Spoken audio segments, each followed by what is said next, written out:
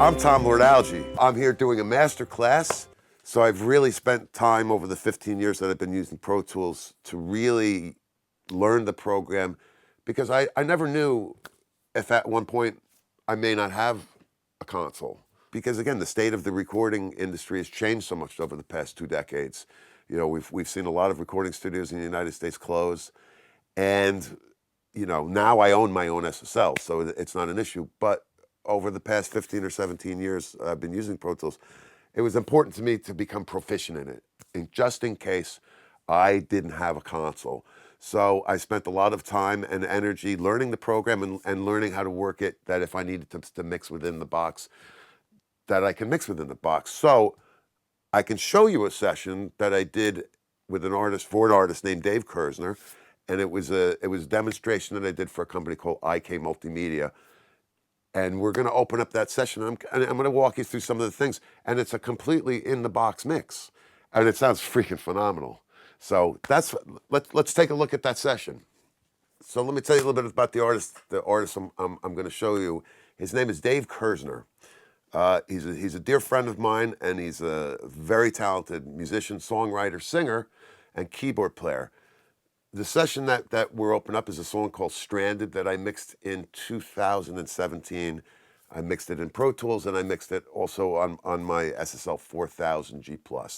For a demonstration for the NAMM show of 2018, IK Multimedia and Dave asked me if I would mix a version of the song in the box, only using IK Multimedia plugins. So I felt that this would be a good session to show you. We could discuss kind of some of the tricks that I do, or some of the things that I do. And it is a song that's called Stranded. And it features a guitar player playing guitar solo. His name is Steve Hackett.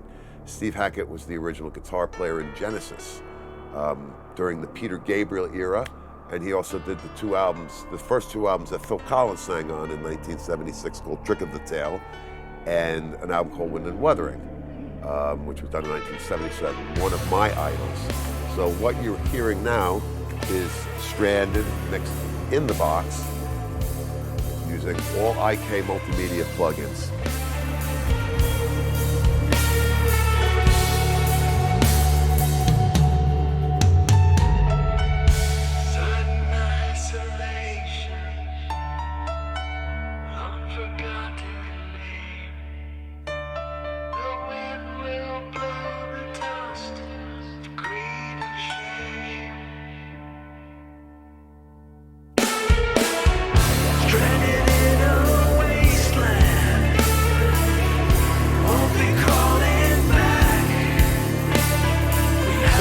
So we can look at the drums. For the bass drum, I mean, obviously, again, we're just looking to make the bass drum have a little impact, you know, a little point.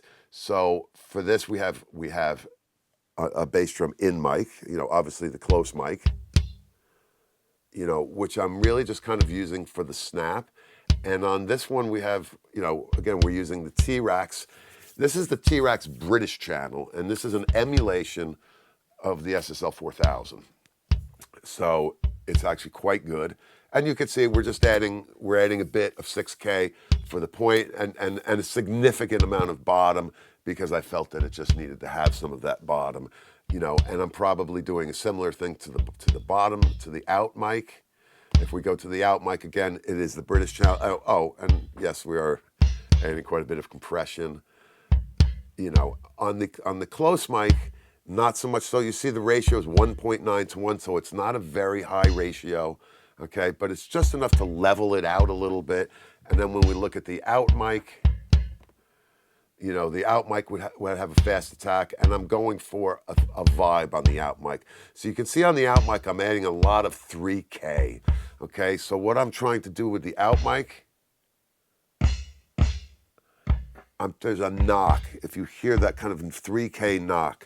So I was looking to use the out mic, and the 3K kind of that area is a little trick that I stole from Start Me Up by Bob Clearmountain mix. So the bass drum has this really nice mid-rangey knock, and I always really like that. So I usually use the out mic of a bass drum to kind of get that kind of knock, because I like what that does. And then again, on this one, I have a bass drum sample, which just happens to be a sample that was from a Weezer record, you know. And again, so when we add that in, you know, we have the whole bass drum sandwich. You know, it just gives it a little bit more point and definition. And again, because this was a sample, I've already probably manipulated it, so I'm just adding a bit of 50 cycles to give it more punch. And then I'm running it through the T-RackS 1176 or the Black 76 plugin. And then one of my favorite things that I also like to do is to add ambient samples. So this would be all the bass drums now playing together. So adding the bass drum ambient track, again, just gives it a stereo width. And again, that would have been going through a 1073, you know, and on this we're using the T-RackS 1073. And again, you can see we're just adding a touch of 3K and forgot just a very little bit of 60 cycles. And that would cover the bass drum. And again, so remember, this is all done within the box, okay? And then we'll go down to the snare drum. So here's soloing the top mic of the snare drum. You know, and as you can hear obviously the gate doing its work. And there is a few plugins on here. So again, we start with the 1081, you know, again, which is my starting EQ. So what have we got there? We got some 4K. We have quite a bit of 6K, you know, and then from there, I'm going to just say it might be going into a limiter. And it is. It's going into the T-RackS Precision Comp, which is, again, an emulation of the 33609. Okay, and then from there, I'm going to guess we might be going into some saturation. Let's see if I'm right. Yes. Okay. So one of my favorite tricks, I love always love the 33609. 33609 always gave. I love the quick. I always use it. If those of you watching at home noticed that I'm using the 33609 in limit mode only. Okay, and I use it as a fast attack. And what it does is it adds. I love the way the release is. So it gives the snare more sustain.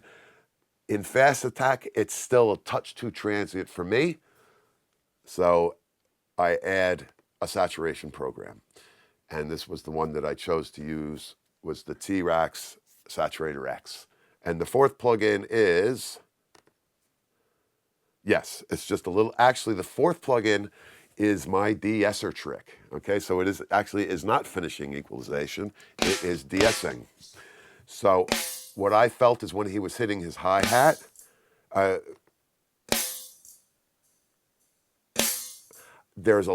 you see when I take it out, when I hit bypass, actually when I hit bypass on the plugin using the bypass here, you can hear just, there's a little bit of that top frequency that I found a little annoying. Now I put it back in, and you can hear it just disappears ever so slightly. That's always been one of my tricks. I used to use the hardware DBX 902 to remove offending frequencies, high frequencies from a close mic snare drum. Okay, so that would be my snare drum chain.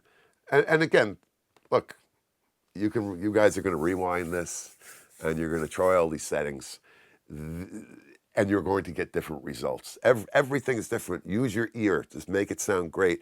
There's no set way. There's no, well, TLA used it this way. How come I can't get it this way? It's how you hear it. It's all how you hear it. You know, I always tell people I can get the same results with any set of plugins. I just happen to enjoy these particular ones, and this was a demonstration for T-RackS, or for IK Multimedia. And again, on the bottom microphone, we ran it through the gate, and the bottom microphone of the snare drum, again, should have a lot of compression. Right. And because I liked the bottom microphone on the, you can see we're doing 14 dB of fast attack at infinity to 1, you know, and because there was a certain vibe on the bottom microphone of the snare drum, I sent the bottom microphone to the snare reverb. So actually the top mic of the snare drum does not go to the reverb, but the bottom mic does. So, and that's all that's on there. And let's see what we're using as the reverb. Yes, you guessed it. It is the IK Multimedia Classic Room. I'm a big fan of the Sony Deary 2000 reverb. So I was a little surprised when I put this up and thought, ooh, this sounds kind of similar. So I ended up using it, which was surprising. It's actually a very good reverb. And then after that, I'm just adding a little bit of equalization to the reverb itself and a little bit of compression. There's talking about the kick and the snare drum. And again, we can go through the tom-toms, but just really briefly with the tom-toms, what I do to the tom-toms is I like to make them sound like tuned bass drums. So basically, I treat them as if they were a bass drum, just with different tuning notes, okay? And again, for those of you that have looked at some of my other videos, let's solo the tom-tom tracks, and I'm going to shut off the reverb on the tom-tom tracks just to show you some of one of the tricks that I do, because I want you to hear one of my tom-tom tricks. And let's see if it does it in this section. So here's 3 tom-tom hits. So when the downbeat hit and the cymbal hit happened, let me play this other part where all 4 hit, might be even a bigger one.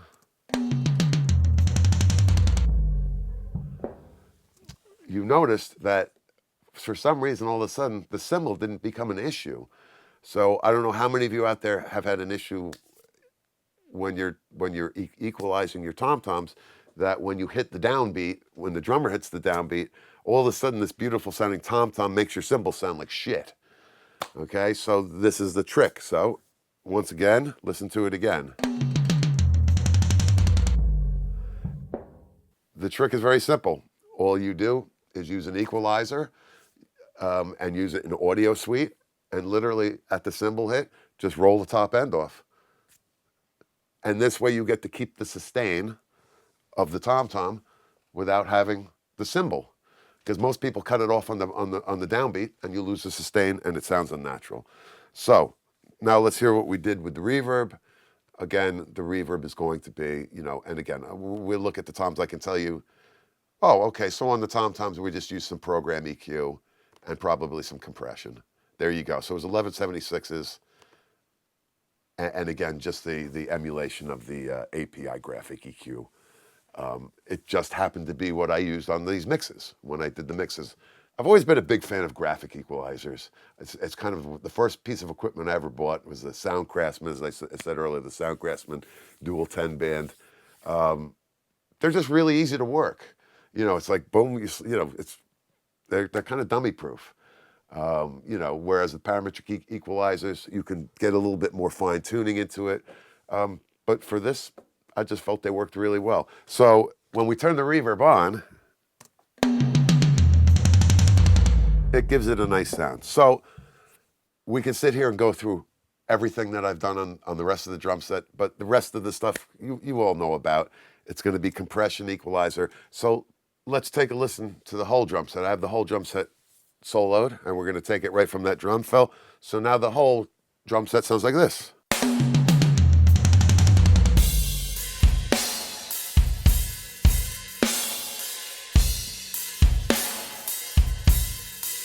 And again, so all done within the box. And you can see, for those of you that can see the vision, you can see that I have some volume rights on my tom reverb.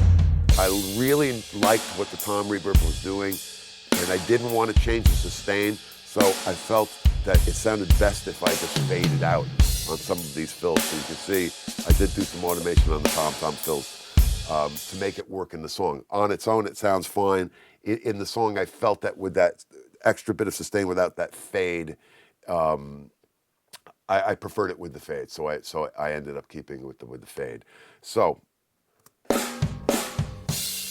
you can see right from the second that I hit play,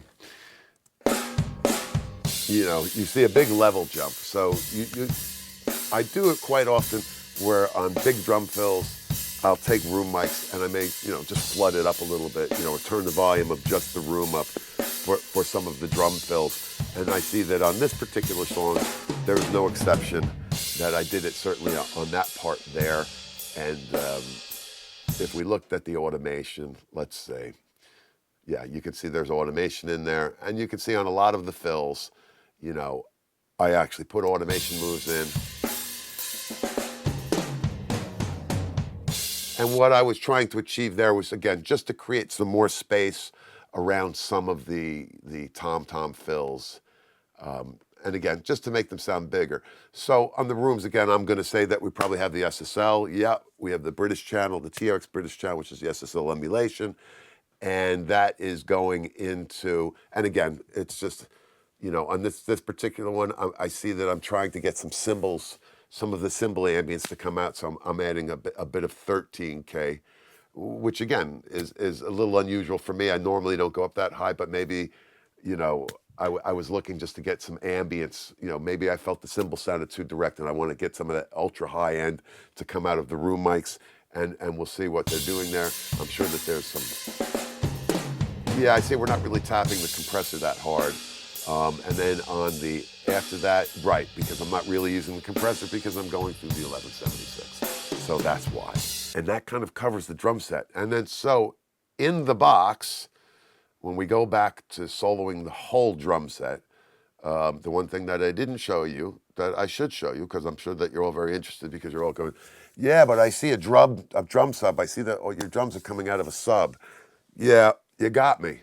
So they are getting mashed, you know, so I'm doing a little finishing EQ. So, you know, you can see that I'm adding 4 dB of 6K and 2.5 dB of 60 cycles just to give it a little bit more top end, because obviously I felt that I might have been adding too much 14K and maybe I needed a little bit more lower of the high frequencies.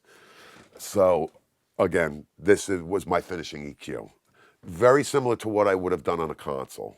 You know, I just would have done on a console, but I did it here. So again, so remember when I did this mix, I didn't have the drum sub.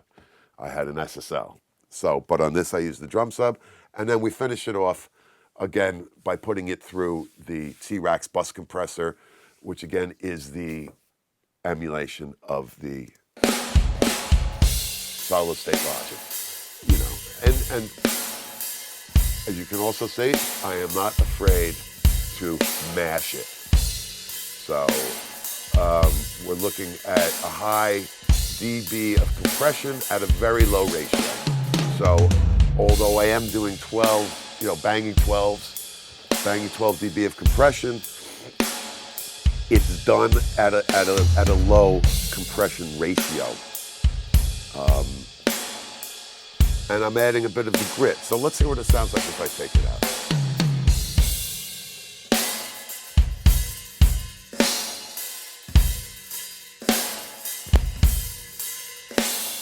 You know, for me, what I hear, you know, and obviously you see I'm really just banging it to get the top and the mid-range pulled together. Because those of you notice, if we zoom in on the goo, let's zoom in on the goo. So you can see I'm really only compressing from 500 and above. So I'm keeping the bottom end as intact, and I'm really just using it to kind of control the mid-range and the top end of the drum set. And that's it. So that's why, and I add the little grit feature as well. So there's your drum set for Stranded. I'd like to, while we're right at this part of the song, maybe some of the listeners might be interested in actually hearing what the song sounds like.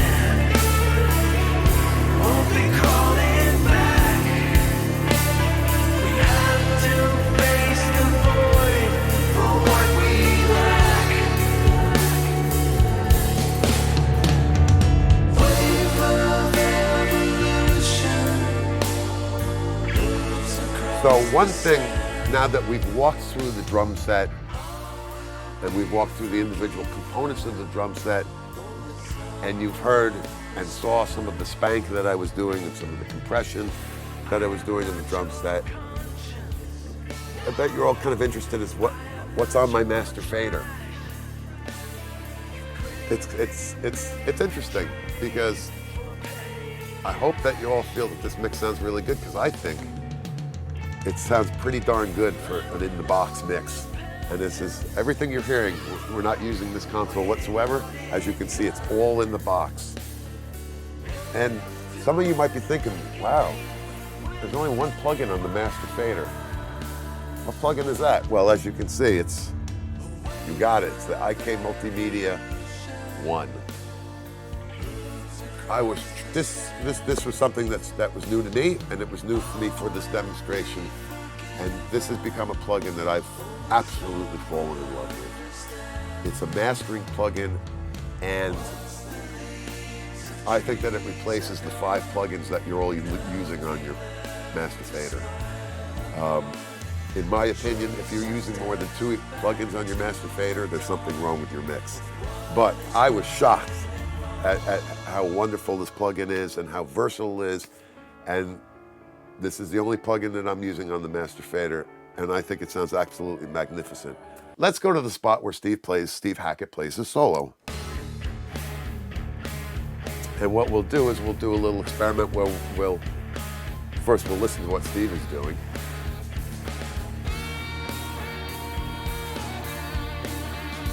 So here is with the plugin in, and then now here's with the bypass. Yeah, it's quite a difference.